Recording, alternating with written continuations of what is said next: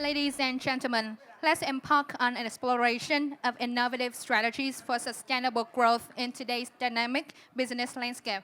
With the topic, Marketing for Business Growth, how to be forward-looking, future-proof, and outcome-focused. And please join me in welcoming the esteemed panelists, each a leader in their field. Mr. Trần Nguyễn Phi Long, Head of Retail Marketing, P&J. Mr. Cường Nguyễn, Marketing Advisor of Vitis and co-founder of C plus B Consulting Asia. Ms. Nguyễn Thị Việt Nga, CMO of Casper Vietnam, and Ms. Vi Phạm, Country Head of Ads from Appier. Guiding our discussion is our expert moderator, Mr. Siddharth Malhotra, CEO of Dancer Creative.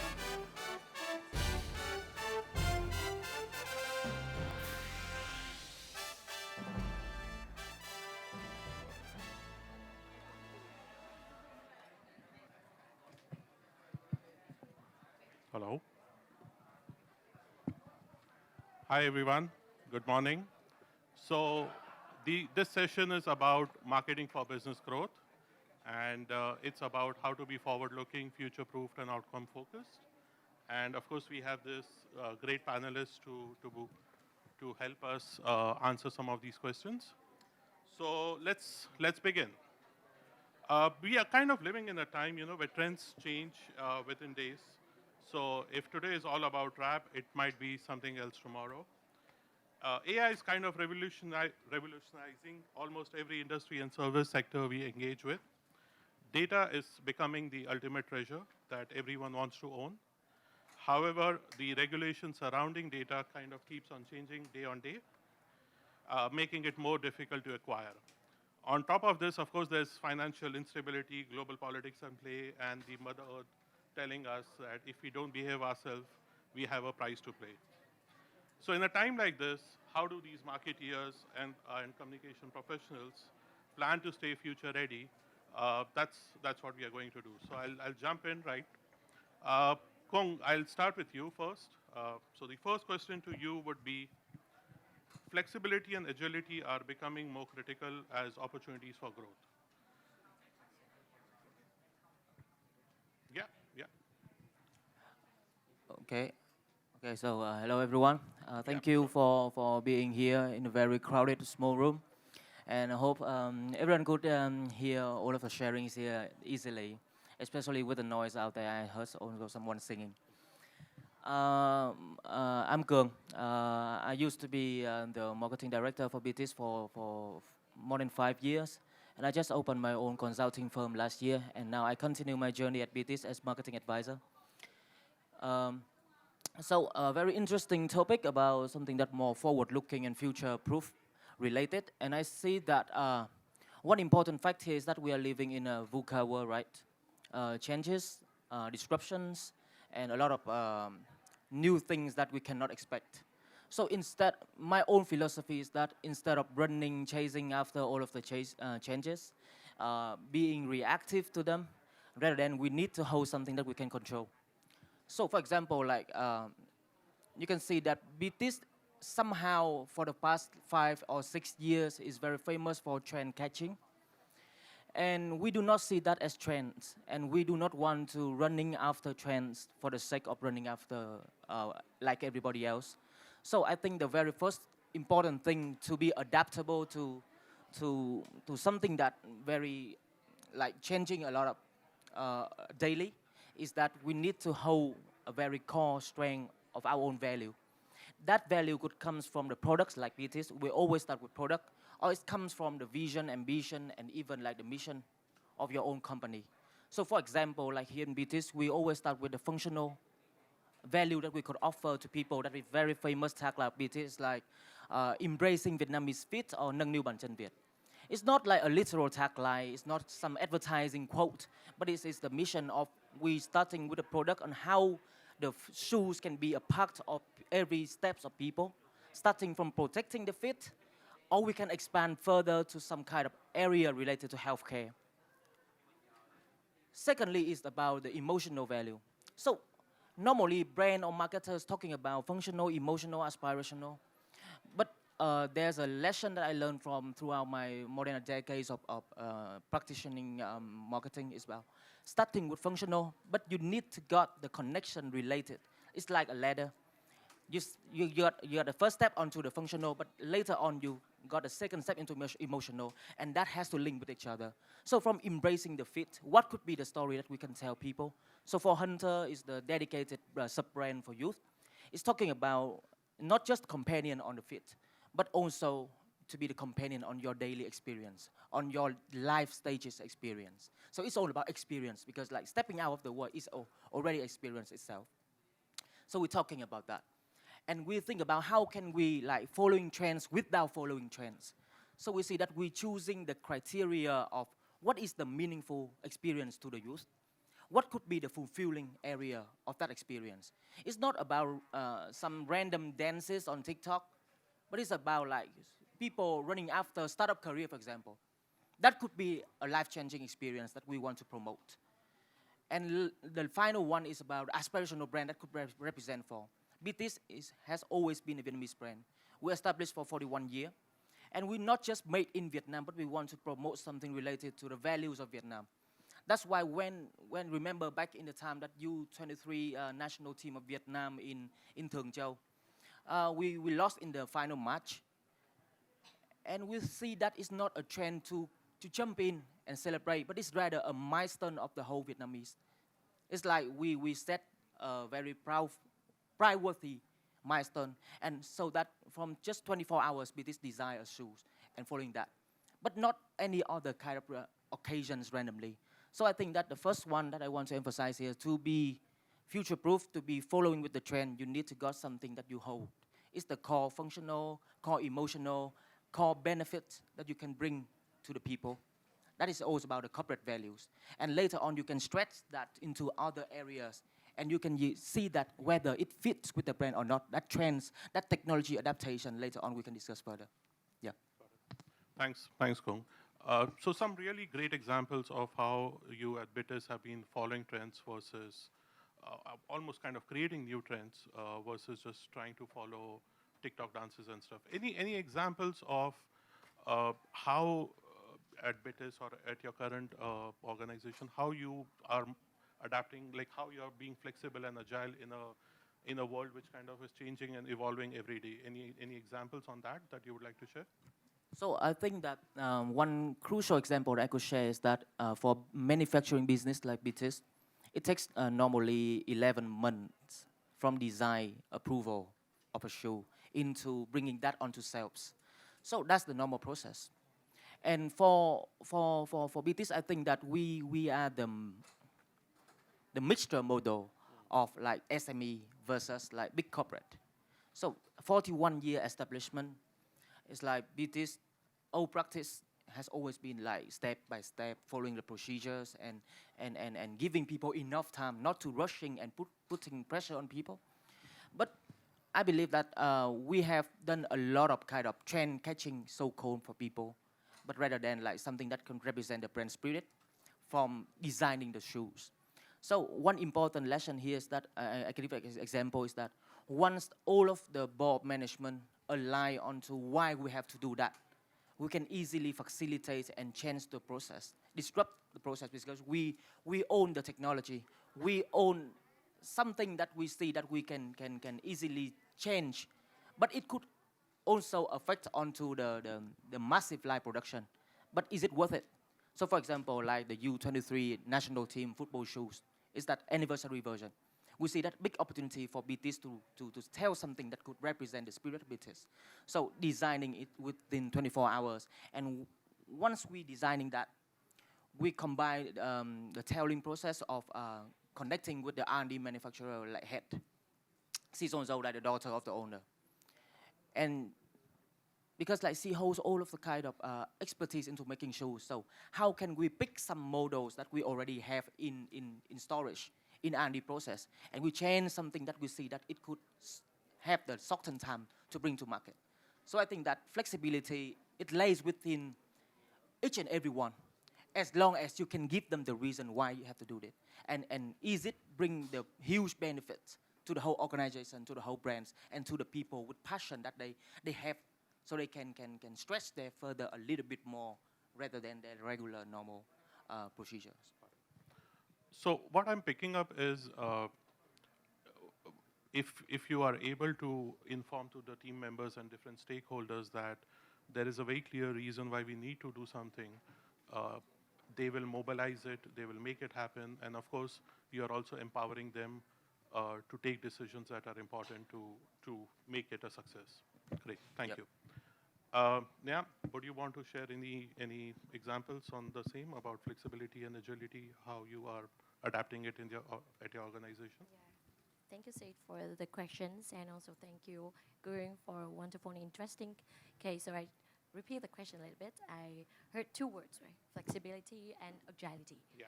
So my name is Nga. I'm from Casper, Vietnam. So I think that after the hot summer, mostly everyone here has soaked in and has been cooled down by the cool air conditioner of Casper, right? So I have a good example of like how flexible and agile Casper team marketing team has been adapted and following strictly.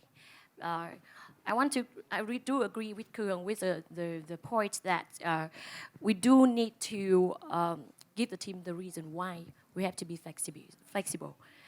So as for us, before reviewing the scenario and planning, so we have seen that 2023 has witnessed a mini financial crisis prolonged until now, 2023. So we see it. We was informed that there will be a big decline in consumer spending, as well as concern in a lot of changes in the macro market economic. For example, the rise in gas, gold, bronze, so many parts that our product has. So changes are happening every day. And big changes, I mean, we have to adapt to the new trend, not the old trends. That's the reason how flexibility is needed. So back to the Casper example. So yeah, seeing such a challenging year like that, so we do focus on we still stick to our core value. We are an air conditioner that focus on economical effects. And maybe you have heard that 4.000 lại một đêm. Yeah, it is one of our key messages to the market.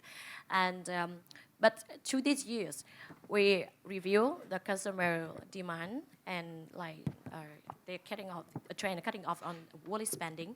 So we streamline our product portfolio, and then we come up with to introduce a new series that is named Eco City Air Conditioner product lineup. And the eco is it's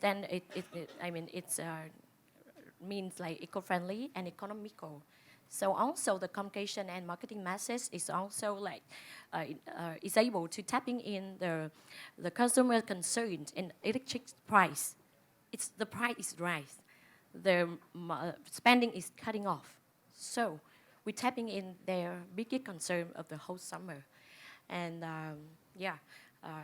we economic cost and price, electricity price is on the focus on everything marketing activities we do for last summer and after end of summer, and after only 1 month after launching, the new product line has been in the top one in hit list with like 30,000 set of monthly sale to the market. So it's one of our good sample for being flexible and adapted to changes and always listen to customer.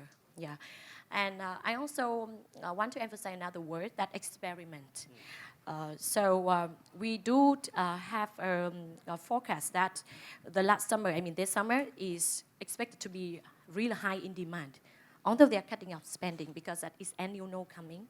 The weather is hot until now. It's autumn already. It's tomorrow and today is full moon, but it's still hot in the weather. So we believe that it's going to be a hectic and busy season for us. Yeah, we already the number one in market shares in air conditioner in Vietnam. We have to share that with you guys. So we want to do something that, because that the electric technicians, the one who install our products and will be the direct brand ambassador for us to install the product to every house of the customer and to guide them and to show them how to first use the product in the house. So the touch point there is even more important than just letting customers seeing our ads. So we want to do something. We really do want them to inspire them, to make sure that the first impression and they can convey our message and values to the consumer. So we think of an event that we organize a big fest. It's named Casper Technician Day and Beer Fest. Because in the end, in the brainstorming room, we only ask, they are the most crucial community that we want to tap in. And they have the direct communications and touch point with our customer. How can we do for them? How we can be very adaptive and flexible and fast moving to support them, because they are going out. They are the front. They're the front, yeah, the field force, yeah. So we ask ourselves that what do we like electric technician love the most in summer? And what the message and value we would like them to carry to our end user houses. So it's come up with we do beer. We have technician day, we do beer fast, and we have a gearing up station with haircut, hairstyling, the labor protections, the clothes, protection clothes, and even fan meeting with national football players. They do love sports. And in the end, we only have 6 days. We only have 6 days to make it happen and to turn it into reality. And it resulted in 1,500 big boom fest with participants. And after that, they are so excited and ready to come to market. And after the summer, 5 models of the air conditioner of us as in hit list, monitored and tracked by GfK. So experiment is something we have to take risk. We don't know whether they love it or not, but we do love to do. We do love to motivate them. So that's one of the experimental that we haven't done before. Thank you. Thank you. Those are 2 cases I would like to share.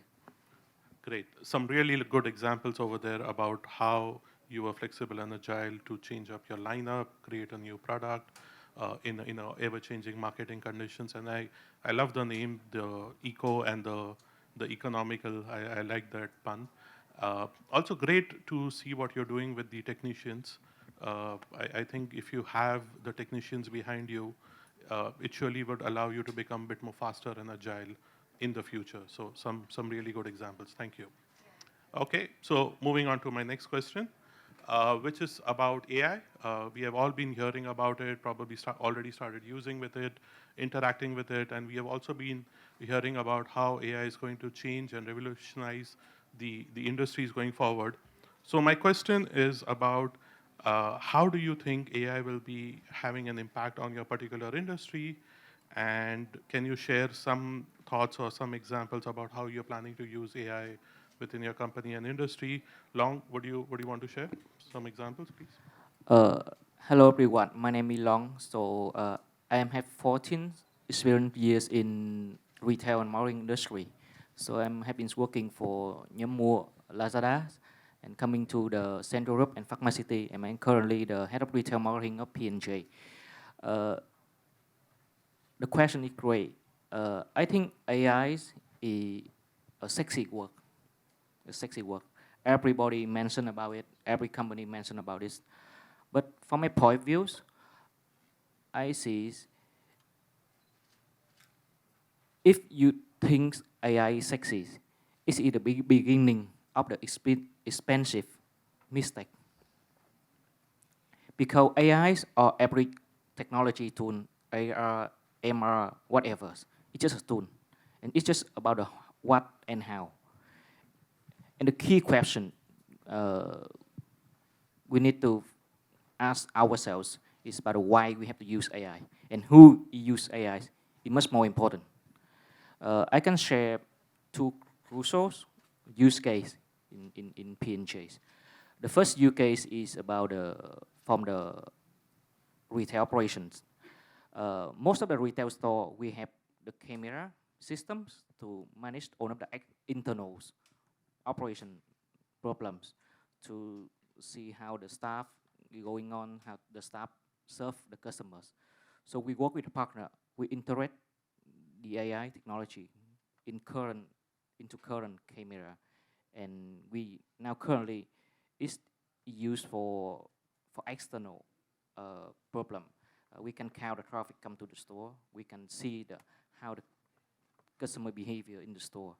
What's the most crowded area in our store, and how long the staff have to serve to the customer. Then we come back to our internal to fix a lot of related to the operation excellence things. The second use case is for the marketing. So we are trying to use some AIs to create some creative access. We create the model from the AIs. So we use the model from AIs, and we have them to try on for jewelry, the ring, necklace. And the second, in the marketing area, we use for digital marketing, we use the Google automation AIs to create our advertising. So everybody working in the digital marketing is very painful with a lot of access, create a lot of creative banner, keyword, a lot of things. So we apply this, we partner with Google, and we use, yeah. Thank you. I mean, it was again good to know that you're already using and applying some parts of AI into your retail environment. Also, the fact that you think it will be expensive. Everyone is coming to us at agency saying reduce your cost, but good to know that you believe it's expensive. So thank you. Would you like to add some of your thoughts on AI? Hi everyone. So I'm V, and I'm very grateful to be here today. Very crowded, and also thank you MMA for organizing this event for everyone to connect and also learn from each other. So I have been in digital advertising industry for 13 years, mostly in agency, integrated agency and media agency. So like back then, when I was in agency, my like most how to say, like my most responsibility is to help brain to grow. So I still remember like 13 years ago when Vietnam, the digital is booming a lot.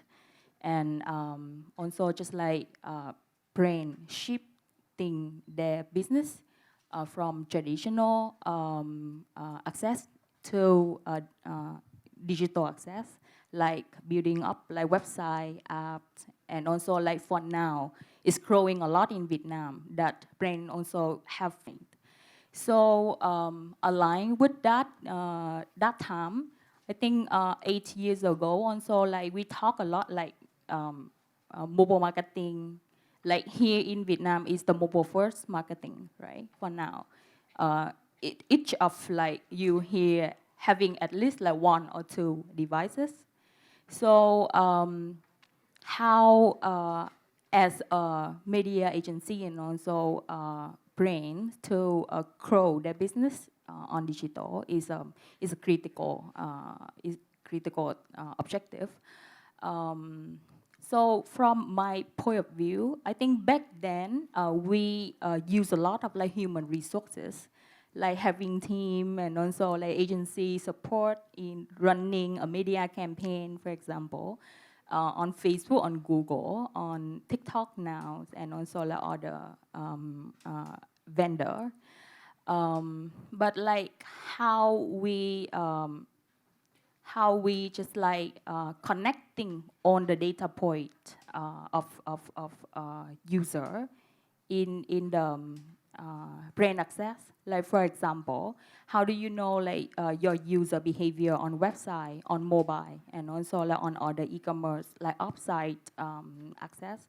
So that is, I think, where the technology, especially AI, shine. So the beauty of AI is actually is supporting people, human, and also doing the tasks that normally human take a lot of time and effort to do.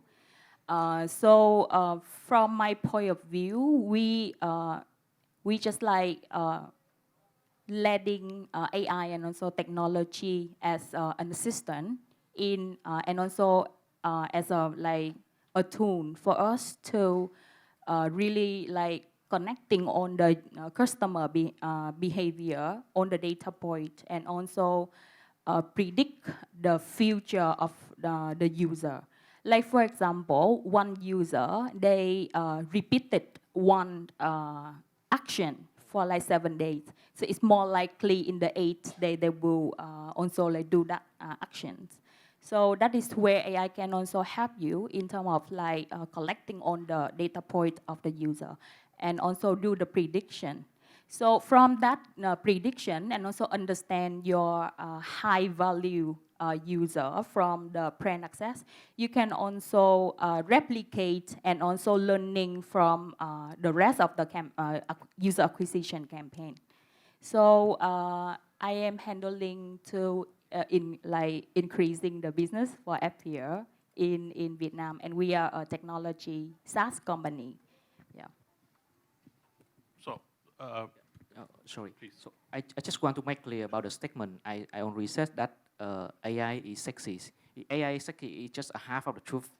So, and it will be the expensive mistake if we only focus on the how and the what of the AIs. So the investment, the expensive investment is not only the money, and also it's about the timing, human resource, all of focus to reinforce them. Yes, that's it. Got it. I would like to add in your point as well. Thank you so much. So actually, I think for a technology company, the scientist is the foundation of the company. So like for example, in Appier, half of the staff in our company are AI scientists. And we just every single day, they just doing all on the code and also finding way how to improve AI and also it's how it can help brains in terms of doing business on digital. So I think it depends on how you improve and also input in your business to create the most powerful tool for your business. Yeah. Do you think AI scientists in the future would be replaced by machines or robots? Or do you think there will be a world where the media plan would be done by AI and not by humans? Do you see a world like that coming in the future? I think in terms of data collection and also analyze data, that is where AI shined for now. But for example, we are talking a lot about generative AI for now, and also it can help you to generate text and for example, text, image, and ChatGPT. Everyone is using it for now. So for example, I would want to write an email for my boss, for example, and I just input in ChatGPT, and then later, 2 seconds, it can help me to just having the full type of paragraph, right? But actually, in terms of human sense and also tone and also voice. So that is where I don't think for now AI can replace human. We still be the one who review and also rescan on the information and ensure that it's deliver the thing that we want to. Got it. Thank you. So machines do need humans. That's good to know. And I think I agree with your point that it's a good it's a good assistant. I think if we use machine to assist, if we use machines to make things faster, to do things faster, it's efficient for everyone. I know we have limited time and there's still a few more questions, but this is an interesting topic. So Kung, Nya, do you have anything you would want to add on AI, generative AI, or we can move ahead? So I remember I have a chat with Vietmax, a hip hop artist, Vietnam on AI, especially when Midjourney is booming in the world. And I see that me myself buy a premium account for my company for the teammates to try. And I realized that people got excited when they see, like, when described by words turning into outcomes visually. And I just mentioned one point because, like, I truly think that is that what is your imagination visualize, or that the machine, that the AI visualize want you to think that is yours. It's like if you do not have clear on what you expect to see, and you see something beautifully visualized, you definitely have a tendency to see, that's my imagination. But rather than AI putting that into your mind, I'm a fan of sci-fi fiction, and Terminator is one of the landscape that I imagine. But I think that for now, the barrier between like human and machine intelligence, I use the machine intelligence, it's not artificial anymore. It's not man-made anymore, it can self-think. So human versus machine, we need to got something that we can differentiate clearly on what we have the strength and advantage versus them, and how we can leverage them. So originality, creativity could be ours, because now AI can also, like, they resemblance, and they aggregate data from a lot of, and they create something, but it's not originality. So human has that kind of advantage, and how we can use our advantage. We can communicate with the machine, and we allow them to do what we can control. So I think that human is still on the strength, like advantage side, but let's see on the future, because we cannot predict. AI might be able to predict, we cannot. But yeah, I think I'll move on to the next. Oh, you have, please. So in this area, I'm really a learner. So maybe let me be a client. Let me play as a client. I have a case for the expert here, Mrs. Okay. V, because we do have implemented some technology platform to operate and support for marketing and trade and sales too. So we already implemented a few years ago an application called eCasper. It is a direction communication platform to connect with distributors, like 10,000 tech distributors, dealers, 20 something, 30,000 of technicians, like I mentioned before. So every day we have a chance to collect data and to track the sale from sell out, sell through. We can see, and there are dashboards that let us see that how stock going, where it still have like bucket stocks that we can like have them to promote, and when the season is coming and there will be signal of buying season, we can see that the sell out is going up. So it affects, and we collect those data to have better decision making in when we burst in media. But to analyze and summarize the data is still manually edited. So, that is another platform, because it is an app that we develop with a software partner ourselves. So how can we integrate AI into it so that we can better save time? Because that with like user that coming up to more than 30,000 users, yeah, the data is massive, and maybe we cannot analyze it correctly by ourselves, by human. So, but it takes a long time, and maybe a lot of course, like in our imagination and a first impression.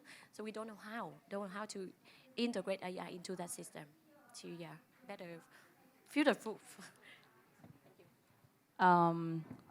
Very like great questions, and also like challenging question. And I think it's gonna take me like quite a long time to answering like on of your like question from A to Z. Maybe like later of this discussion, I can like sit separately with you. But it's potential, yeah. And like actually in Appier, we can provide not only a tech solution, but also my tech solution. So it's like building up like DMB for a brain, yeah, for Caspers. So that is where we can apply. You can leverage our AI technology in terms of like collecting data, fulfilling data, enrich data, and also like learning our user behavior on brand access, and can actually replicate that behavior and the profile in the pet media campaign later on as well. Yeah. So that is like a long process. So I think I will just like sit separately with Nga later for these questions. Yeah, but like that is my point of view. Actually, our next question is also somehow linked with what Neha has raised. And I would like to ask you this week.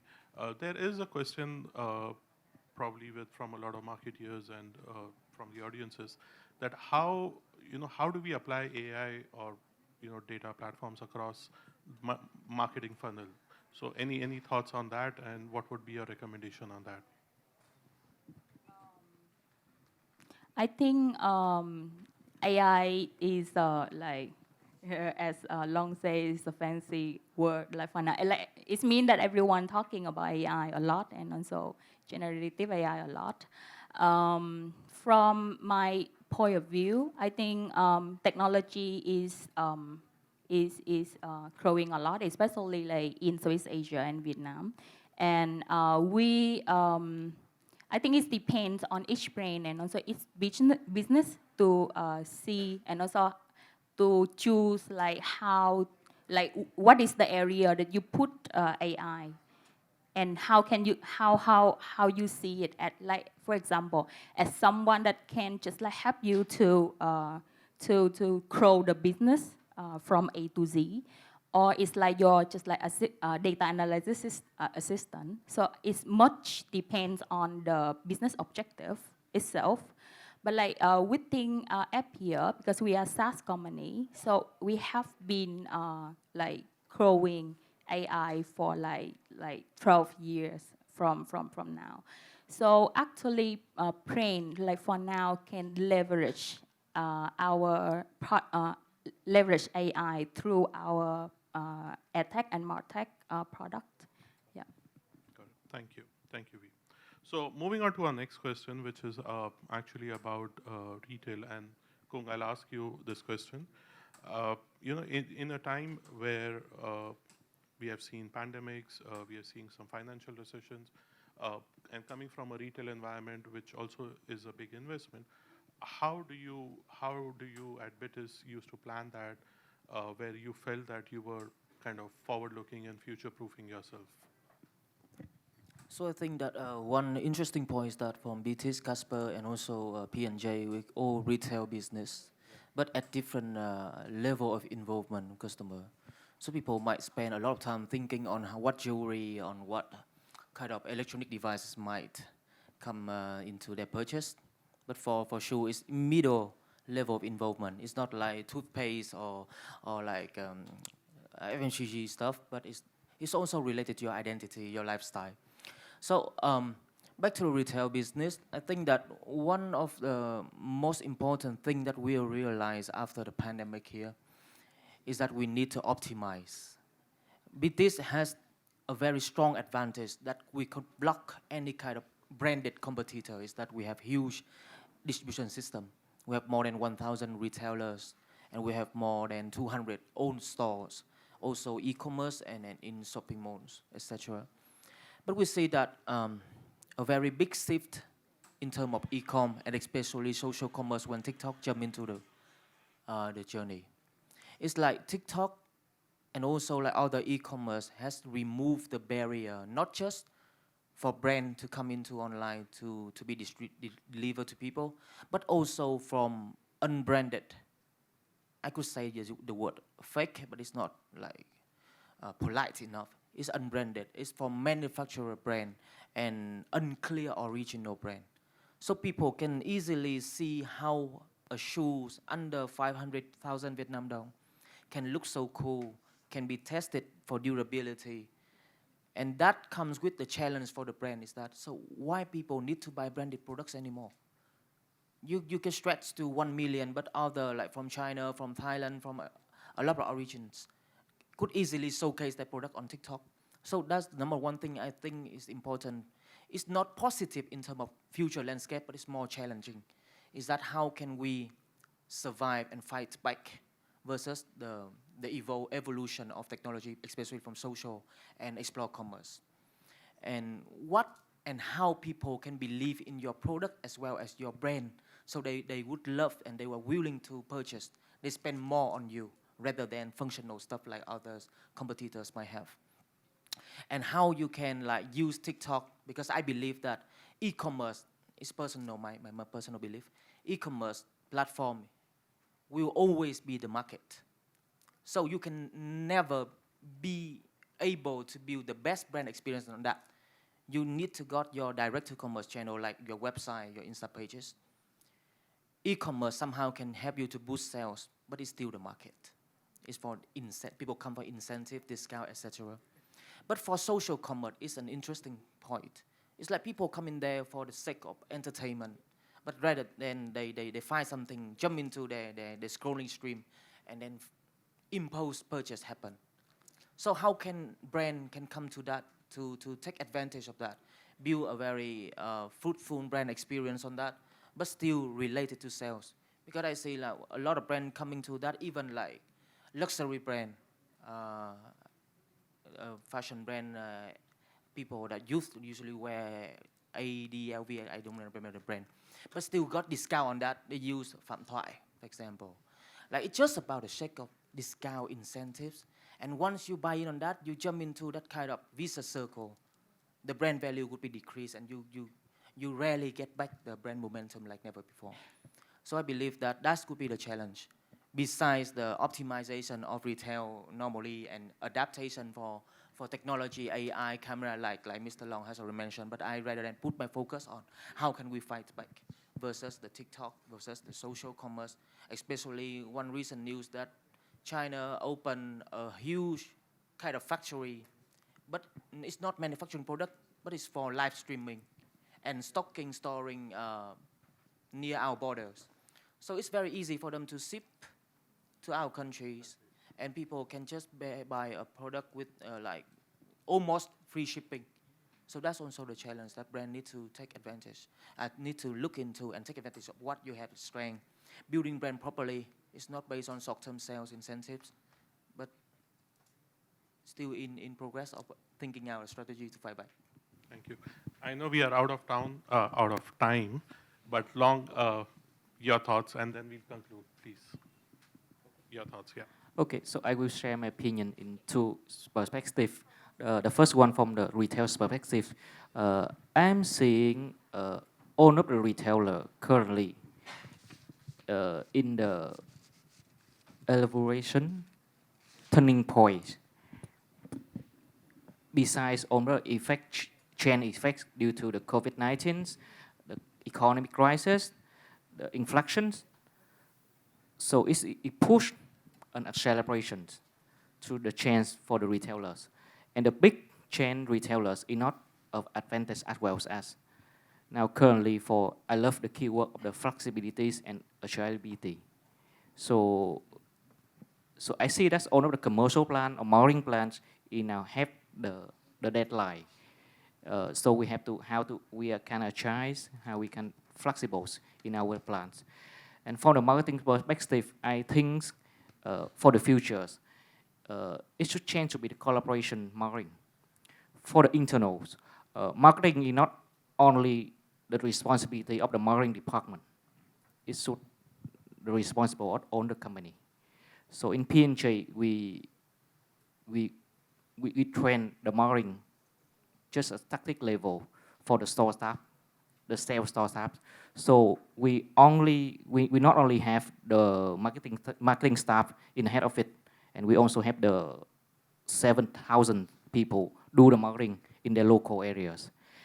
And for the externals, I'm still looking for a partner, a strategic partner for collaboration, not only on the top funnels, but also in the middle and the bottom funnels. So I think collaboration marketing will be the challenge for me and for the partners and for internal team as well. Got it. Thank you. So that was some really good insights. We had a lot more questions, but I think we'll have to conclude here. I would like to thank all of you guys. Thank you. Thank you so much for your contribution. Thank you so much. Thank you, panelists and moderator. We greatly appreciate your vibrant discussion, and which has enriched us with valuable insight. Please remain on stage as we present a token appreciation for you.